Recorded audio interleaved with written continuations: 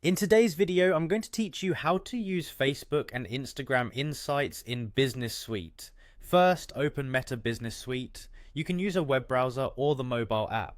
Make sure you're in the right business account and that your Facebook page and Instagram profile are connected. This ensures your insights reflect both platforms for a complete view of performance. From the left-hand menu, click Insights. This takes you to the analytics area, where you can quickly understand what's working and what needs attention across your content and audience. Start on the overview. Here you'll see high-level metrics like reach, impressions, engagement, and follower growth. Think of this as your dashboard snapshot.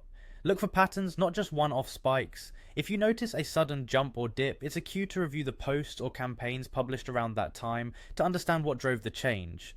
Use the date range selector to compare performance over time. Try last 7 days, last 28 days, or a custom range and compare against a previous period. This helps you separate normal fluctuation from real momentum. Short windows are great for quick checks, while monthly or quarterly views make trends clearer. Watch for percentage changes alongside totals. A small audience can still show strong growth rates that are worth building on.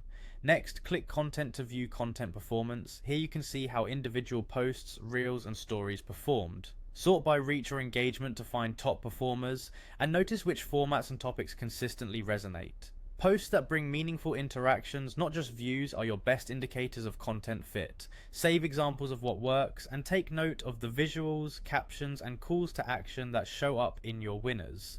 Then click Audience.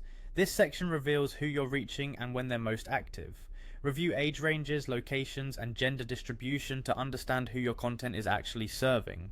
Pay attention to peak activity times so you can plan publishing when your audience is online and ready to engage. Finally, use this information to schedule posts and tailor content to your audience. If your audience is most active in the evening, plan your posts for those hours using the scheduler in Business Suite.